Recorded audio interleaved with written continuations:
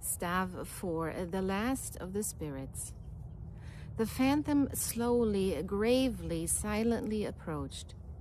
When it came near him, Scrooge bent down upon his knee, for in the very air through which the spirit moved it seemed to scatter gloom and mystery. It was shrouded in a deep black garment which concealed its head, its face, its form, and left nothing of it visible save one outstretched hand. But for this it would have been difficult to detach its figure from the night and separate it from the darkness by which it was surrounded. He felt that it was tall and stately when it came beside him, and that its mysterious presence filled him with a solemn dread.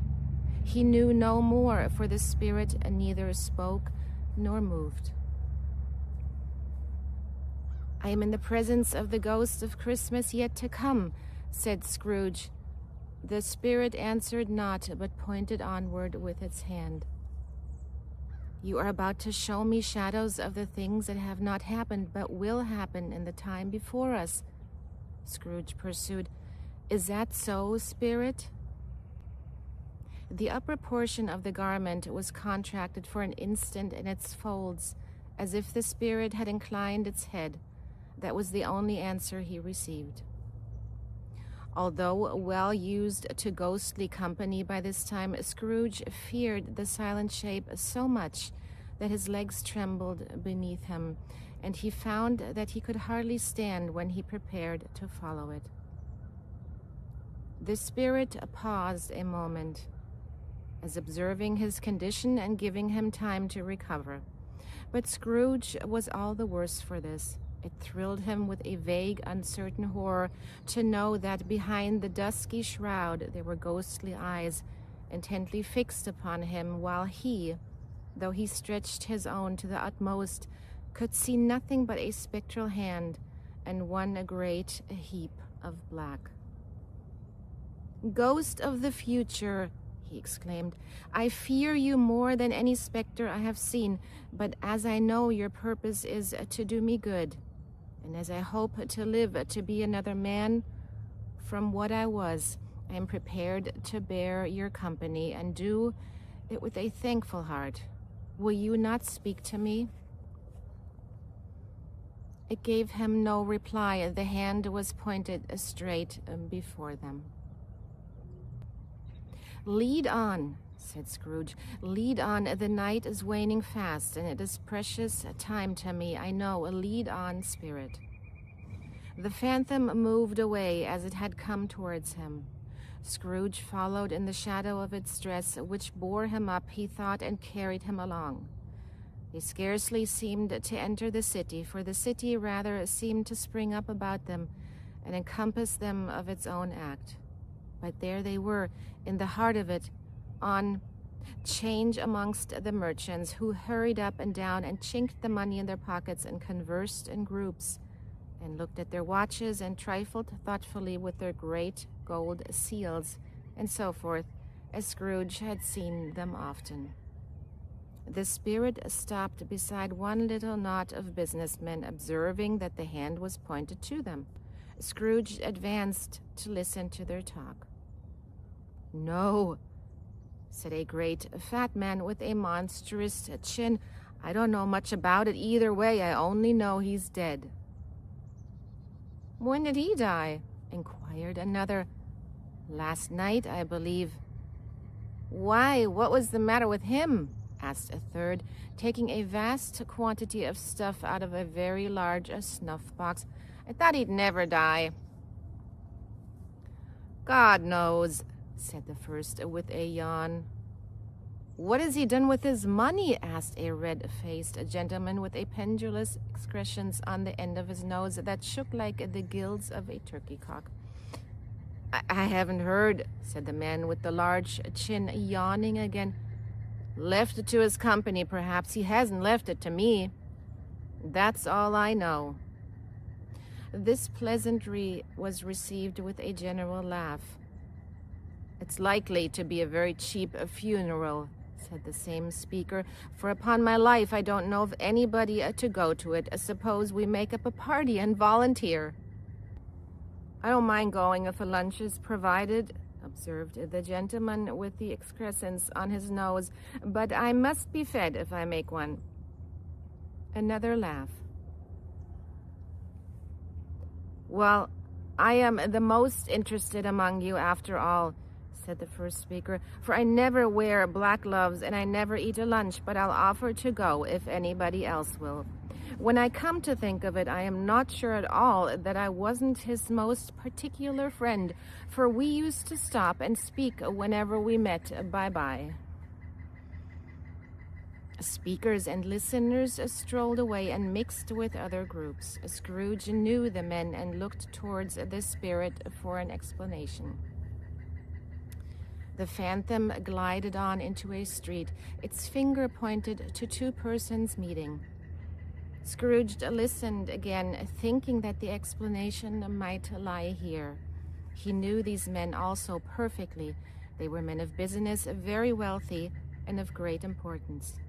He had made a point always standing well in their esteem, in a business point of view, that is, strictly in a business point of view. "How are you?" said one. "How are you?" returned the other. "Well," said the first, "Old Scratch has got his own at last, eh?" "So I am told," returned the second. "Cold, isn't it?" "Seasonable for Christmas time. You're not a skater, I suppose?" No, something else to think of. Good morning." Not another word. That was their meeting, their conversation, and their parting. Scrooge was at first inclined to be surprised that the spirit should attach importance to conversations apparently so trivial, but feeling assured that they must have some hidden purpose, he set himself to consider what it was likely to be. They could scarcely be supposed to have anything bearing of the death of Jacob, his old partner, for that was past, and this ghost's province was the future. Nor could he think of anyone immediately connected with himself to whom he could apply them. But nothing doubting that to whomsoever they applied, they had some latent moral for his own improvement, he resolved to treasure up every word he heard and everything he saw, and especially to observe the shadow of himself when it appeared. For he had an expectation that the conduct of his future self would give him the clue he missed and would render the solution of these riddles easy. He looked about in that very place for his own image, but another man stood in his accustomed corner, and though the clock pointed to his usual time of day for being there, he saw no likeness of himself among the multitudes that poured in through the porch. It gave him little surprise, however, for he had been revolving in his mind a change of life, and thought and hoped he saw his newborn resolutions carried out in this. Quiet and dark, beside him stood the phantom with its outstretched hand. When he roused himself from his thoughtful quest, he fancied from the turn of the hand and its situation and reference to himself that the unseen eyes were looking at him keenly. It made him shudder and feel very cold. They left the busy scene and went to an obscure part of the town where Scrooge had never penetrated before, although he recognized its situation and its bad repute. The ways were foul and narrow, the shops and houses wretched, the people half naked, drunken, slipshod, ugly. Alleys and archways, like so many cesspools, disgorged their offenses of smell and dirt and life upon the straggling streets, and the whole quarter reeked with crime, with filth and misery. Afar in this den of infamous resort, there was a low-browed beetling shop below a penthouse roof where iron, old rags, bottles, bones, and greasy offal were bought. Upon the floor within were piled up heaps of rusty keys, nails, chains, hinges, files, scales, weights, and refuse iron of all kinds. Secrets that few would like to scrutinize were bred and hidden in mountains of unseemly rags, masses of corrupted fat, and sepulchres of bones. Sitting in among the wares he dealt in by a charcoal stove made of old bricks was a gray-haired rascal nearly 70 years of age, who had screened himself from the cold air without by a frowsy curtaining of miscellaneous tatters hung upon a line, and smoked his pipe in all the luxury of calm retirement. Scrooge and the Phantom came into the presence of this man just as a woman with heavy bundles slunk into the shop. But she had scarcely entered when another woman, similarly laden, came in too. And she was closely followed by a man in faded black, who was no less startled by the sight of them than they had been upon the recognition of each other. After a short period of blank astonishment in which the old man with the pipe had joined them, they all three burst into laugh. "Let the chairwoman alone to be the first," cried she who had entered first. "Let the laundress alone to be second, and let the undertaker's man alone to be third. Look here, old Joe, here's a chance, if we haven't all three met here without meaning it." "You couldn't have met in a better place," said old Joe, removing his pipe from his mouth. "Come into the parlor. You were made free of it long ago, you know, and the two other ain't strangers. Stop till I shut the door of the shop. Ah, how it squeaks! There ain't such a rusty bit of metal in the place as its own hinges, I believe, and I'm sure there's no such old bones here as mine. Ha, ha, ha! We're all suitable to our calling. We're well matched. Come into the parlor. Come into the parlor." The parlor was the space behind the screen of rags. The old man raked the fire together with an old stair rod, and having trimmed his smoky lamp, for it was night, with the stem of his pipe, put it in his mouth again. While he did this, the woman who had already spoken threw her bundle on the floor and sat down in a flaunting manner on a stool, crossing her elbows on her knees and looking with a bold defiance at the other two. "What odds, then? What odds, Mrs. Dilber?" said the woman. "Every person has a right to take care of themselves. He always did." "That's true indeed," said the laundress. "No man more so." "Why, then, don't stand staring as if you was afraid, woman. Who's the wiser? We're not going to pick holes in each other's coats, I suppose." "No, indeed," said Mrs. Dilber and the man together. "We should hope not." "Very well, then," cried the woman. "That's enough. Who's the worse for the loss of a few things like these? Not a dead man, I suppose." "No, indeed," said Mrs. Dilber, laughing. "If he wanted to keep him after he was dead, a wicked old screw," pursued the woman. "Why wasn't he natural in his lifetime? If he had been, he'd have had somebody to look after him when he was struck with death, instead of lying gasping out his last there, alone by himself."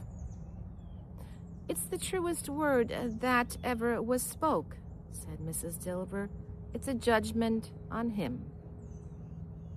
"I wish it was a little heavier judgment," replied the woman, "and it should have been. You may depend upon it if I could have laid my hands on anything else.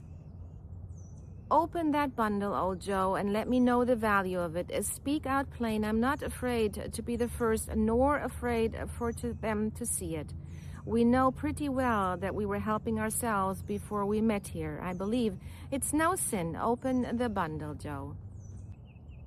But the gallantry of her friends would not allow of this, and the man in faded black, mounting the breach first, produced his plunder.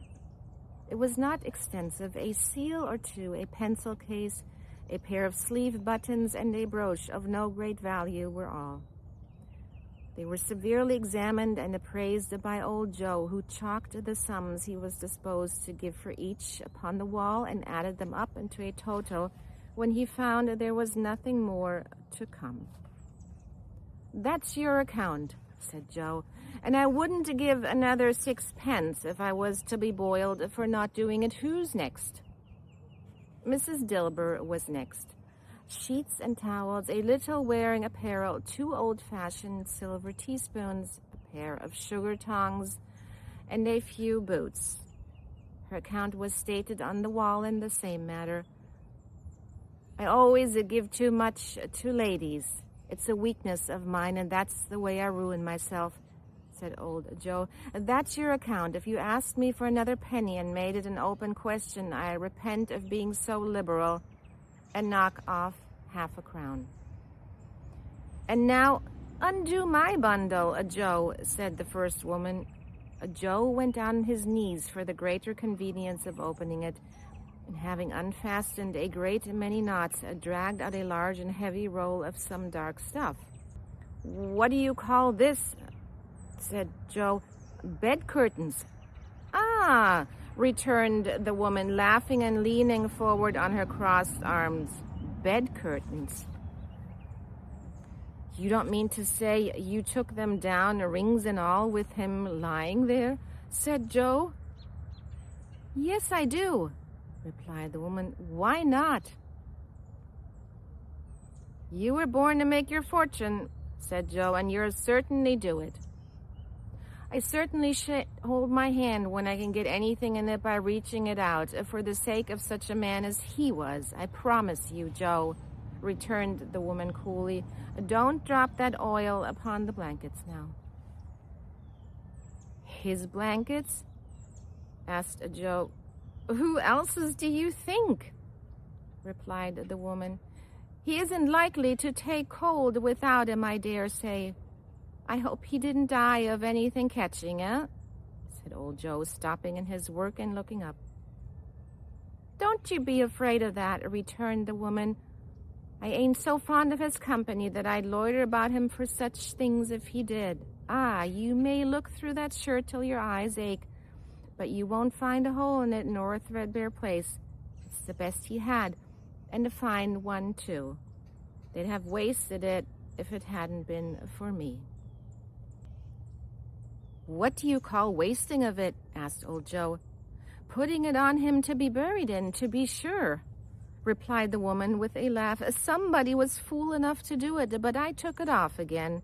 If calico ain't good enough for such a purpose, it isn't good enough for anything. It's quite as becoming to the body. He can't look uglier than he did in that one." Scrooge listened to this dialogue in horror.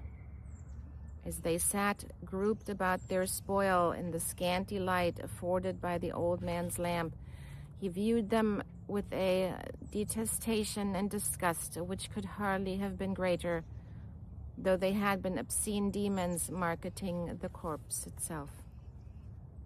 "Ha ha!" laughed the same woman when old Joe, producing a flannel bag with money in it, told out their several gains upon the ground. "This is the end of it, you see. He frightened everyone away from him when he was alive to profit us when he was dead. Ha ha!"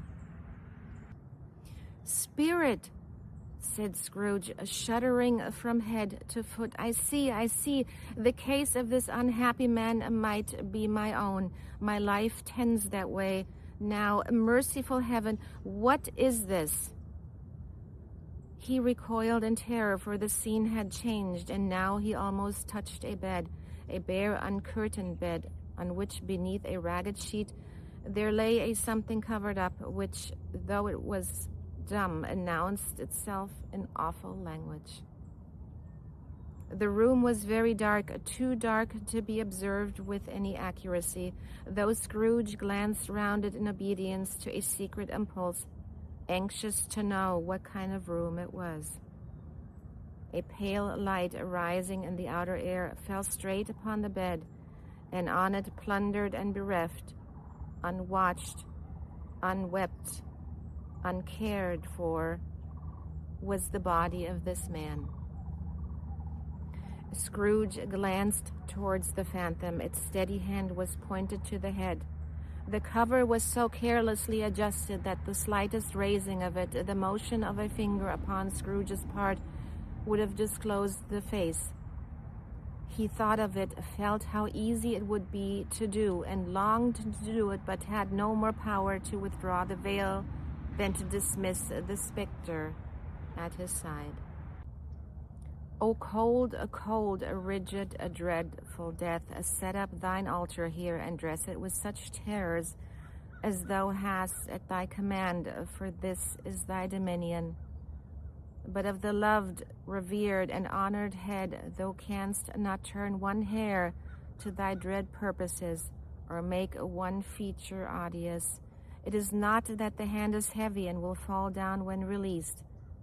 It is not that the heart and pulse are still, but that the hand was open, generous and true, the heart brave, warm, and tender, and the pulse a man's.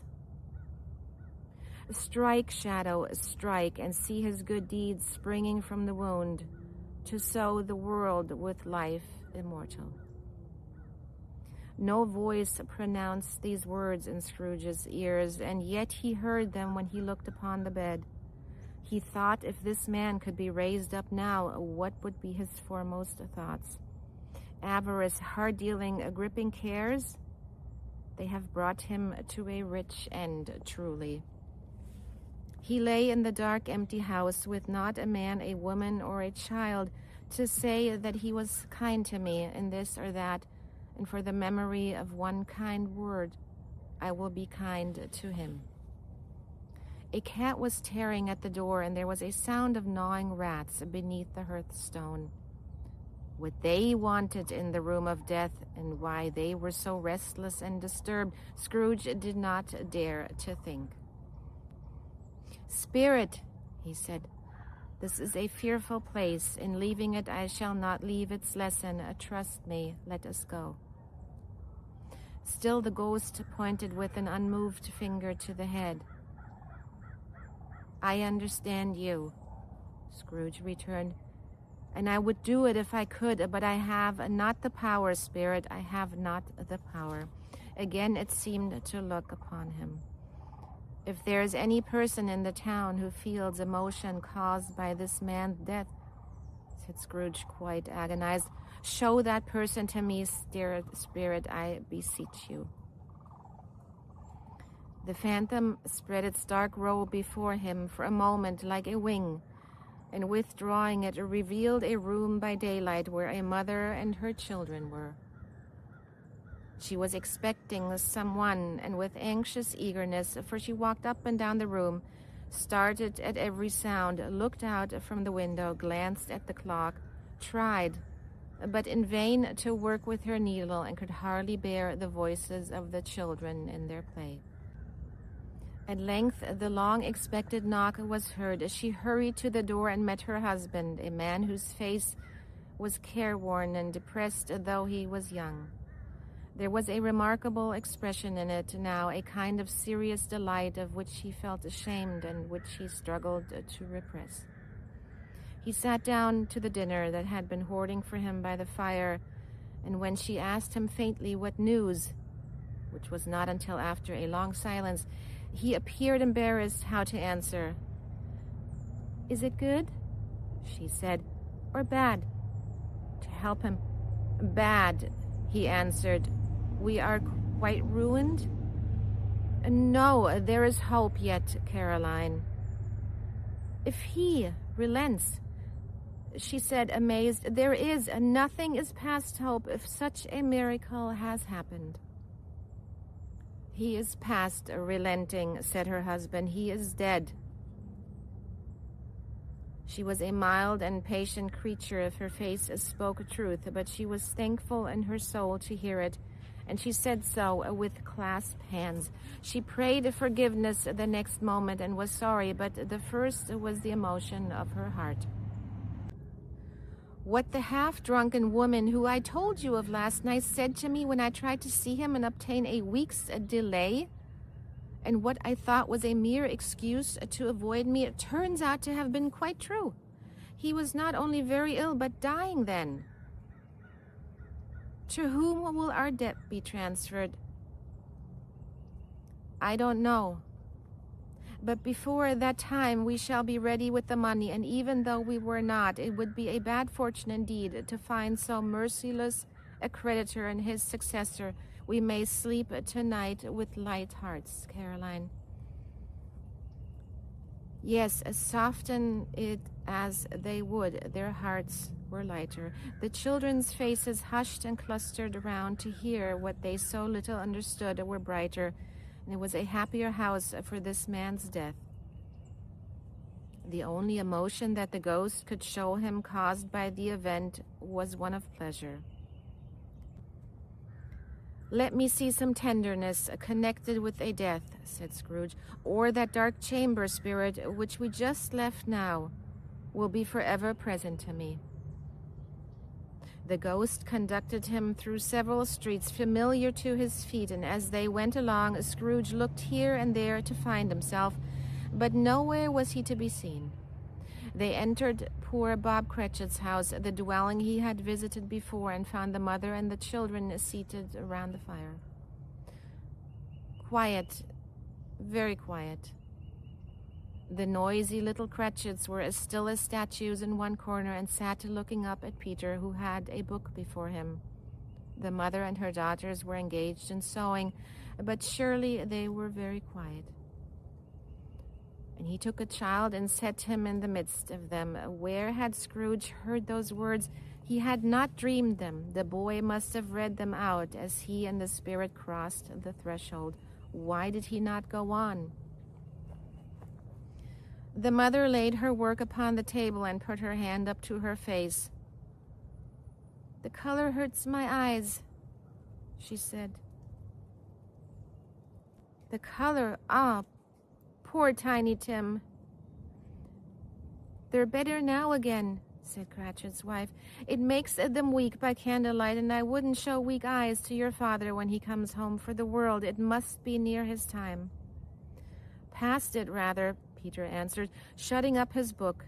"But I think he has walked a little slower than he used these few last evenings, Mother." They were very quiet again. At last she said in a steady, cheerful voice that only faltered once, I have known him walk with Tiny Tim upon his shoulders very fast indeed." "And so have I," cried Peter, "often." "And so have I," exclaimed another. "So had all. But he was very light to carry," she resumed, intent upon her work. "And his father loved him so that it was no trouble, no trouble. And there is your father at the door." She hurried out to meet him, and little Bob and his comforter, he had need of it, poor fellow, came in. His tea was ready for him on the hob, and they all tried who should help him to it most. Then the two young Cratchits got upon his knees and laid each child a little cheek against his face, as if they said, "Don't mind it, Father, don't be grieved." Bob was very cheerful with them, and spoke pleasantly to all the family. He looked at the work upon the table and praised the industry and speed of Mrs. Cratchit and the girls. They would be done long before Sunday, he said. "Sunday? You went today then, Robert?" said his wife. "Yes, my dear," returned Bob. "I wish you could have gone. It would have done you good to see how green a place it is. But you'll see it often. I promised him that I would walk there on a Sunday." "My little child," cried Bob. "My little child." He broke down all at once. He couldn't help it. If he could have helped it, he and his child would have been further apart, perhaps, than they were. He left the room and went upstairs into the room above, which was lighted cheerfully and hung with Christmas. There was a chair set close beside the child, and there were signs of someone having been there lately. Poor Bob sat down in it, and when he had thought a little and composed himself, he kissed the little face. He was reconciled to what had happened and went down again quite happy. They drew about the fire and talked, the girls and mother working still. Bob told them of the extraordinary kisses of Mr. Scrooge's nephew, whom he had scarcely seen but once, and who, meeting him in the street that day and seeing that he looked just a little down, you know, said Bob, inquired what had happened to distress him. On which, said Bob, for he is the pleasantest spoken gentleman you ever heard, I told him, I am heartily sorry for it, Mr. Cratchit. He said, and heartily sorry for your good wife. By the by, how he ever knew that, I don't know.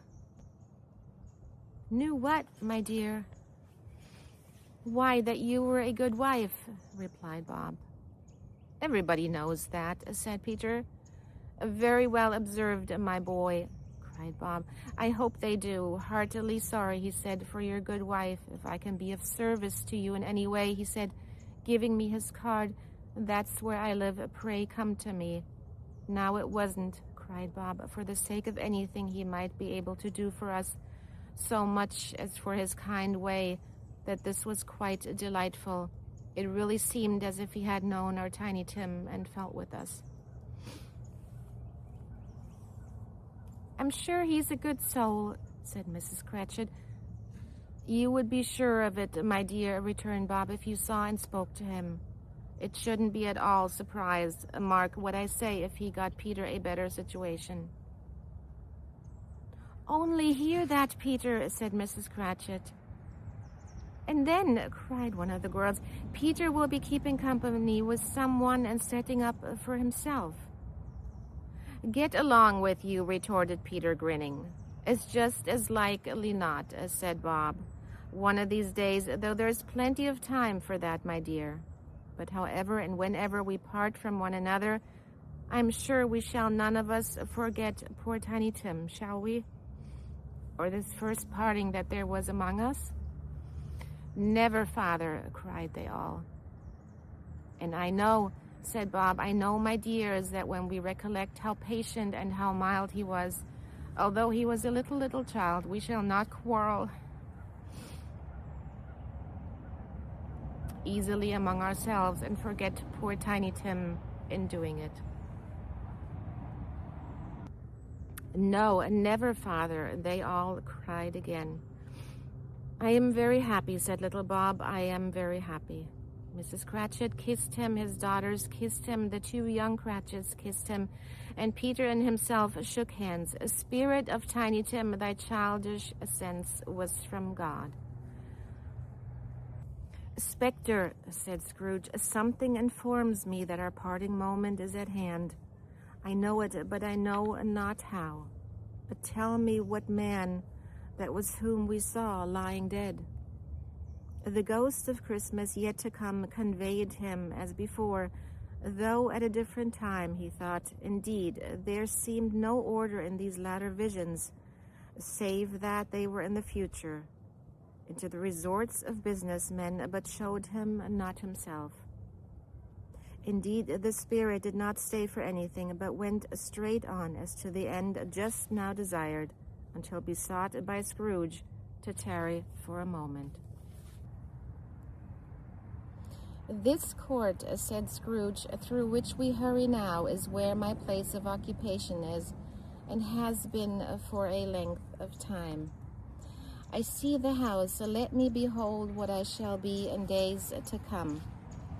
The spirit stopped, the hand was pointed elsewhere. The house is yonder, Scrooge exclaimed. Why do you point away? The inexplorable finger underwent no change. Scrooge hastened to the window of his office and looked in. It was an office still, but not his. The furniture was not the same, and the figure in the chair was not himself.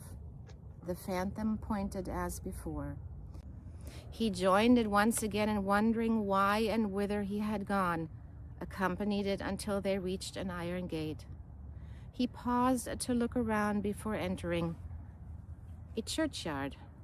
Here, then, the wretched man whose name he had now to learn lay underneath the ground. It was a worthy place, walled in by houses, overrun by grass and weeds, the growth of vegetation's death, not life, choked up with too much burying, fat with repleted appetite. a worthy place. The spirit stood among the graves and pointed down to one. He advanced toward its trembling. The phantom was exactly as it had been, but he dreaded that he saw new meaning in its solemn shape. "Before I draw near to that stone to which you point," said Scrooge, "answer me one question. Are these the shadows of the things that will be, or are they shadows of things that may be only?" Still the ghost pointed downward to the grave by which it stood. "Men's courses will foreshadow certain ends, to which, if persevered in, they must lead," said Scrooge. "But if the courses be departed from, the ends will change. Say it is thus with what you show me." The spirit was immovable as ever. Scrooge crept towards it, trembling as he went, and following the finger, read upon the stone of the neglected grave his own name, Ebenezer Scrooge. "Am I that man who lay upon the bed?" he cried upon his knees. The finger pointed from the grave to him and back again. "No, spirit, oh no, no!" The finger still was there. "Spirit!" he cried, tight clutching at its robe. "Hear me, I am not the man I was. I will not be the man I must have been but for this intercourse. Why show me this if I am past all hope?" For the first time the hand appeared to shake. "Good spirit," he pursued, as down upon the ground he fell before it, "your nature intercedes for me and pities me. Assure me that I yet may change these shadows you have shown me by an altered life." The kind hand trembled. "I will honor Christmas in my heart and try to keep it all the year. I will live in the past, the present, and the future. The spirits of all three shall strive within me. I will not shut out the lessons that they teach. Oh, tell me I may sponge away the writing on the stone." In his agony he caught the spectral hand. It sought to free itself, but he was strong in his entreaty and detained it. The spirit, stronger yet, repulsed him. Holding up his hands in a last prayer to have his fate reversed, he saw an alteration in the phantom's hood and dress. It shrunk, collapsed, and dwindled down into a bedpost.